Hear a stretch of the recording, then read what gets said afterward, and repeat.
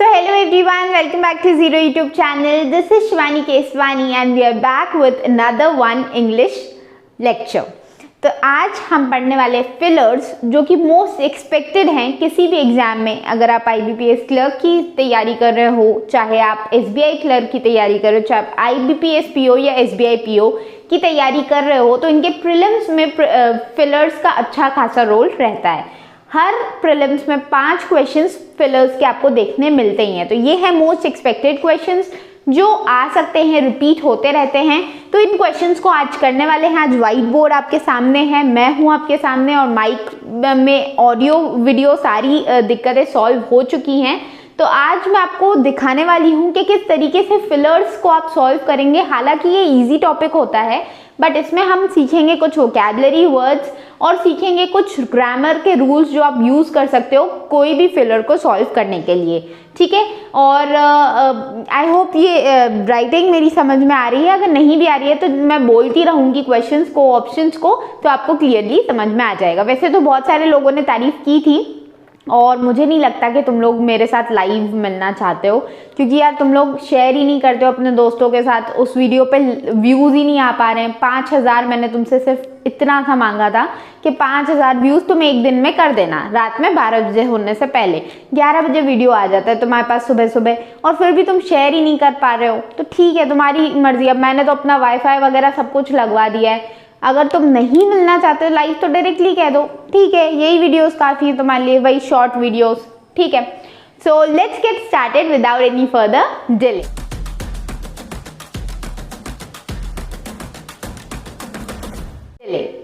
तो सबसे पहले तो यहाँ पे देख लेते हैं क्वेश्चन क्या कहना चाह रहा है. Hopes of A settlement depends on the dash of the discussion. मतलब किसी भी सेटलमेंट की आशाएं किस पे डिपेंड करती हैं? डिस्कशन के किस पे डिपेंड करती हैं? पहला आपके पास ऑप्शन है आउटकम. आउटकम मतलब किसी भी चीज़ का रिजल्ट. ठीक है, बहुत सारे लोग रिजल्ट्स का वेट करते रहते हैं. जैसे अभी IBPS क्लर्क देंगे तो उसके रिजल्ट का वेट करेंगे, फिर RRB क्लर्क दिया है उसके रिजल्ट का वेट करेंगे. तो रिजल्ट मतलब होता है आउटकम. ठीक है, तो आउटकम हमेशा नए नए वर्ड्स यूज़ किया करो रोज की बोलचाल भाषाओं में, तो आपको वर्ड्स याद होने लग जाएंगे. नेक्स्ट है रिजोल्यूशन. रिजोल्यूशन तो हम सब लेते ही हैं, न्यू ईयर रिजोल्यूशन लेते हैं. कि रिजोल्यूशन मतलब एक तरीके से डिटरमाइन करते हैं हम कि हम ये चीज़ें अपनी लाइफ में करेंगे जो हम करते हैं नहीं. ठीक है, फिर आता है ब्रेक थ्रू. ब्रेक थ्रू मतलब कोई भी एक खुलासा हो जाना, कोई भी एक नई चीज़ एकदम से पता चलना, रिवील हो जाना. ठीक है, और फाइंडिंग्स मतलब भी रेविलेशंस मतलब कोई भी चीज़ें जो हमें किसी एक्सपेरिमेंट करने के बाद पता चली या कुछ भी करने के बाद जो चीज़ें पता लगी वो होती है फाइंडिंग्स. ठीक है, तो यहाँ पे किसी भी डिस्कशन के किस चीज़ के बाद हम मतलब किस चीज़ पर उस सेटलमेंट की होप्स टिकी होती हैं, तो उस सेटलमेंट की होप्स टिकी होती है. रेजोल्यूशन तो देखो हो नहीं सकता, बिल्कुल भी नहीं हो सकता. ब्रेक थ्रू भी नहीं हो सकता. भाई ब्रेक थ्रू क्या होगा? डिस्कशन का कोई ब्रेक थ्रू नहीं होता है. फाइंडिंग्स भी नहीं हो सकता है क्योंकि फाइंडिंग्स होती है किसी एक्सपेरिमेंट की. तो यहाँ पे आंसर होगा आपका आउटकम. मतलब किसी भी डिस्कशन का जो आउटकम निकलता है, जो रिजल्ट निकलता है, उस पर डिपेंड करता है कि उस सेटलमेंट का रिजल्ट क्या होगा. मतलब उस सेटलमेंट का क्या होगा, उस सेटलमेंट का पॉजिटिव आंसर निकलेगा या नेगेटिव निकलेगा, तो वो सब कब पता चलेगा? जब उसका आउटकम निकलेगा तभी. ठीक है, तो चलते हैं नेक्स्ट क्वेश्चन पे. क्वेश्चन क्या बोल रहा है? The thief explain how he dash from the jail. मतलब थीफ ने एक्सप्लेन किया, हमें समझाया कि वो कैसे जेल से बच के भागा होगा. यही चीज़ होगी.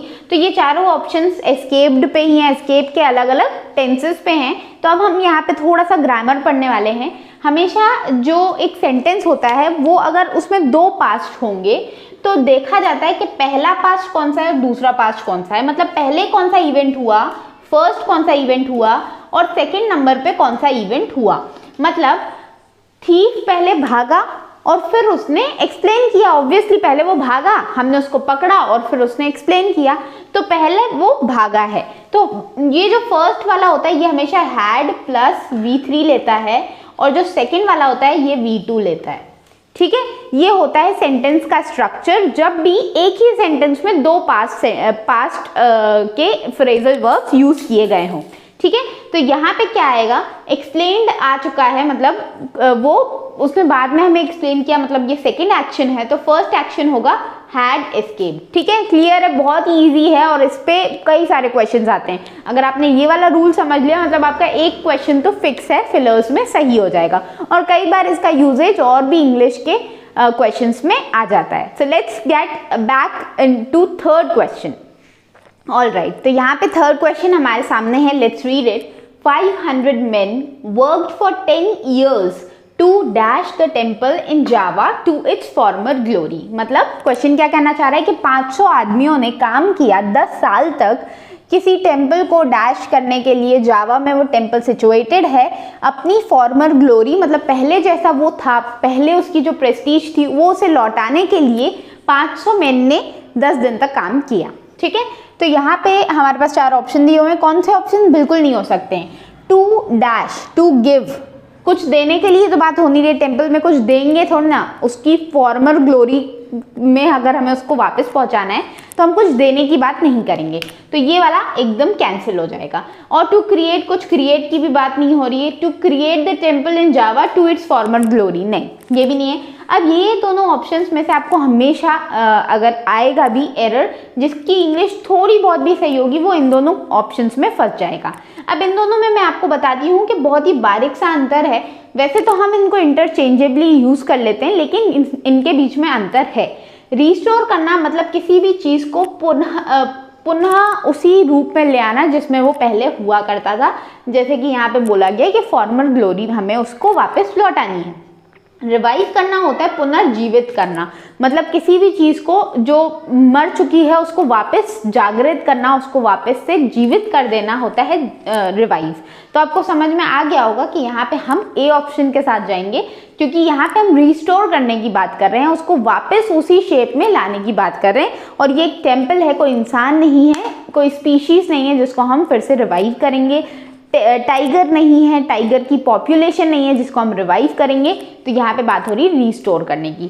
सो let's get to another one filler, another question which says when the thief entered the house the inmates dash in the hall. जब थीफ हाउस में एंटर हुआ तो इनमेट्स जो वहाँ रहवासी थे, जो रह रहे थे वहाँ, वो डैश कर रहे थे हॉल में। हॉल में वो क्या कर रहे थे? स्लेप्ट, सो चुके थे।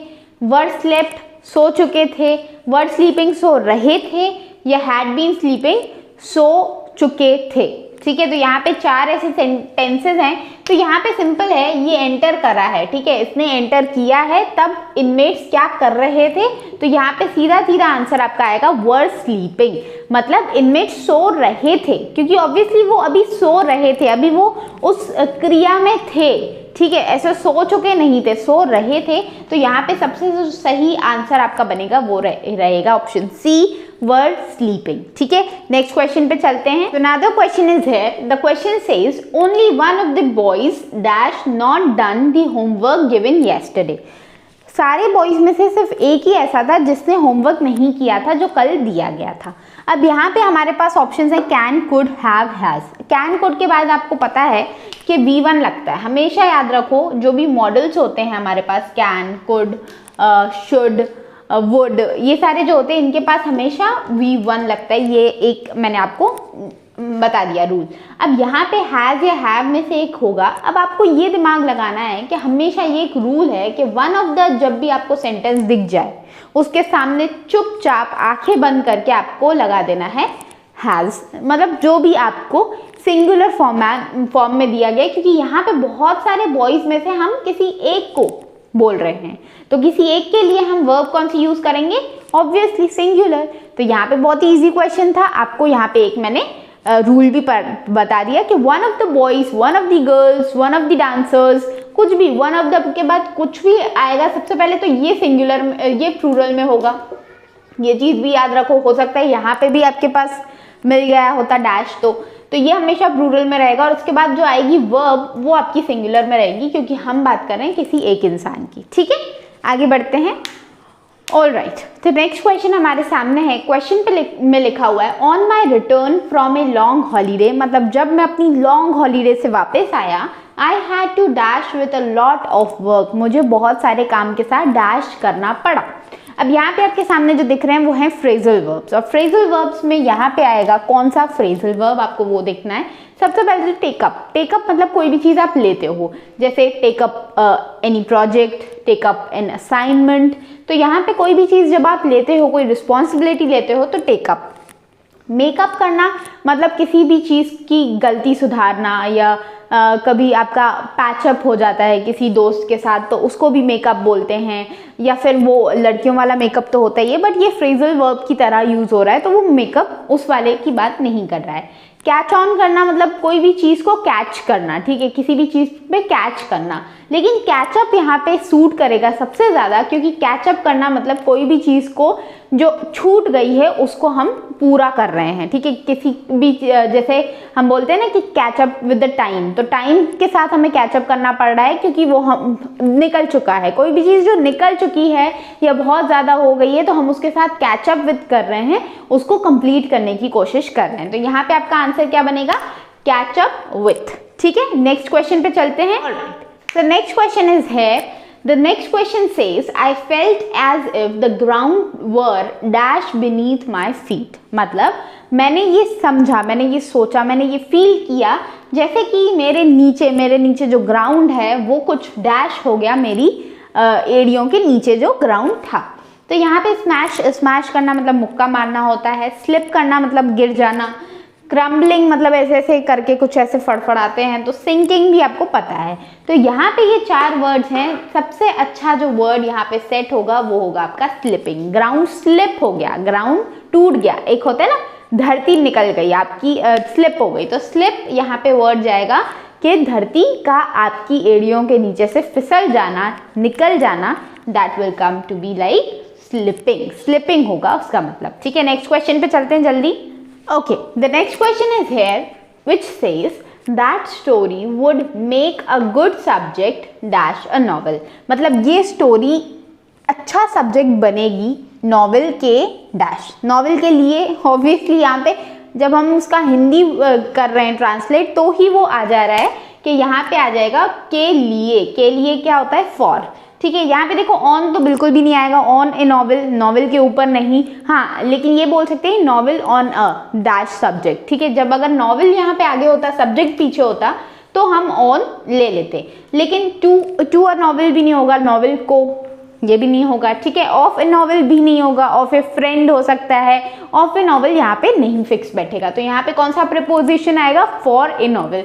मतलब ये स्टोरी इस नॉवेल के लिए बहुत अच्छा सब्जेक्ट बनी है, ठीक है, बनेगी या कुछ भी बोल सकते हैं। तो यहाँ पे ये क्वेश्चन आपको क्लियर समझ में आ गया है। Next question, alright. So next question says the housewife dash the cakes burning and ran to switch off the oven. तो ओवन उन्होंने बंद करने के लिए वो भागी, जैसे ही उन्होंने केक्स को बर्न होते हुए सूंघा ऑब्वियसली। अब यहाँ पे एक रूल चलता है, यहाँ पे मैं सॉरी यहाँ पे मैं ऑप्शंस लिखना ही भूल गई। यहाँ पे ऑप्शंस आएंगे, एक तो स्मेल, एक स्मेल्स, एक स्मेल्ट,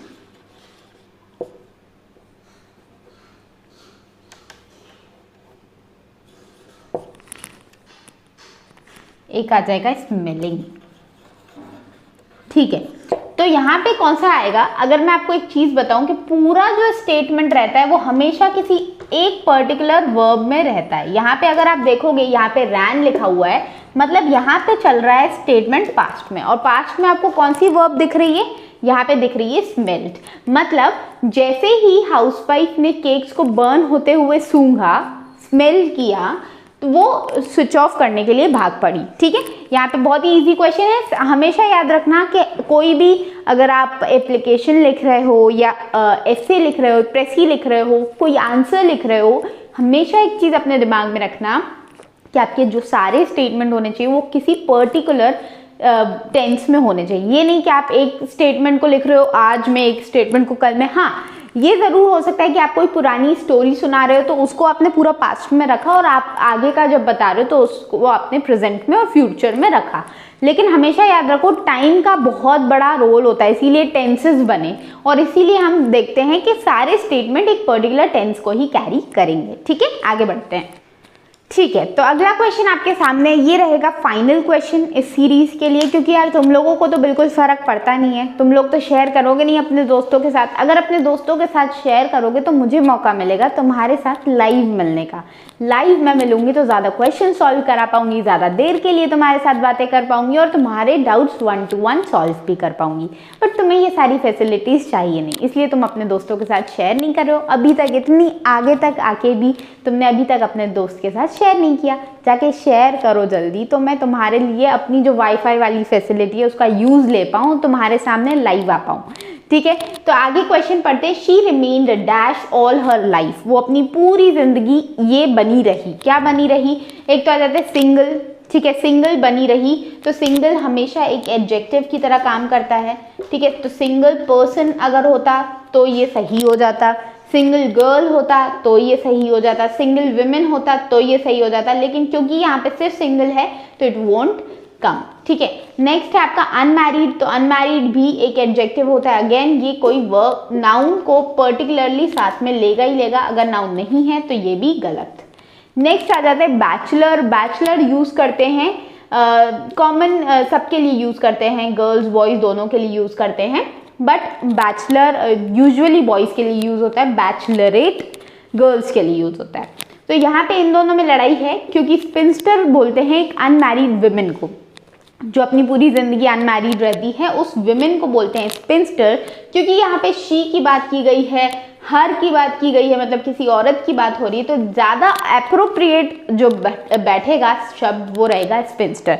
क्योंकि देखो यार, यहाँ पे ना आपको पता है कि चारों में से चारों वर्ड्स भी सही हो सकते हैं, लेकिन मोस्ट एप्रोप्रिएट क्वेश्चन में लिखा रहता है, मोस्ट एप्रोप्रिएट आपको चूज करना है, तो most appropriate will be sphincter. अगर स्पिंस्टर नहीं होता तो हम बैचलर के साथ जाते, लेकिन क्योंकि स्पिंस्टर है ऑलरेडी एक ऐसा वर्ड है जो विमेन के लिए पर्टिकुलरली यूज होता है, तो we'll go for spinster. Okay, so this session is over for now.